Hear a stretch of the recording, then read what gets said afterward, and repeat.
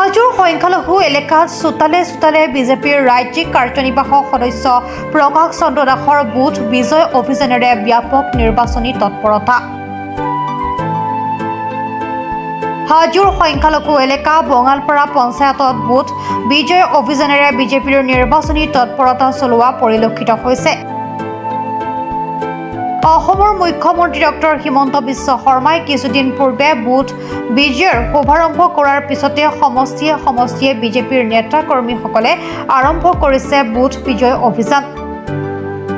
সমান্তৰালভাৱে আজি নৱগঠিত হাজো শুৱালকুছি সমষ্টিৰ বঙালপাৰা পঞ্চায়তৰ অন্তৰ্গত ৪৭ নং বুথৰ ঘৰে ঘৰে বিজেপিৰ পদুম ফুল সম্বলিত প্ৰতীক চিহ্নৰ লগতে দলীয় পতাকা আঁৰি বুথ বিজয় অভিযান চলায়।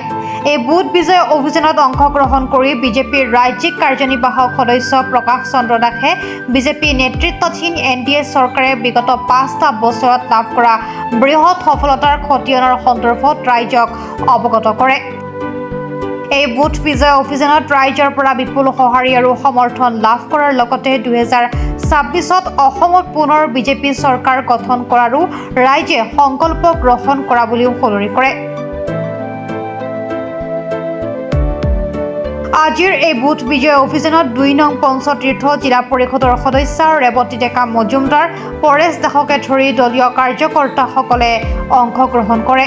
হাজো শুৱালকুছি সমষ্টিত বুথ বিজয় অভিযান কিদৰে অব্যাহত ৰাখিছে আৰু বুথ বিজয় অভিযানে আচলতে বিজেপি দলক কি ধৰণে ৰাইজৰ মাজত বেছি জনপ্ৰিয় কৰি তুলিব বুলি ভাবে?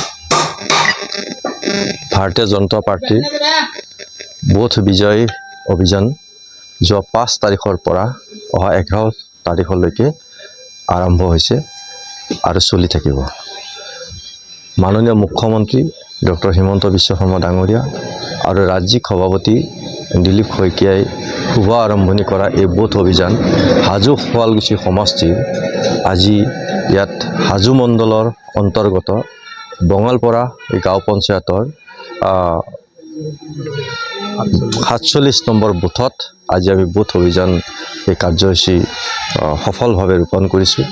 আৰু এই কাৰ্যসূচীত প্ৰত্যেকটো অঞ্চলৰ লগতে এই অঞ্চলৰ জনসাধাৰণে অংশগ্ৰহণ কৰিছে।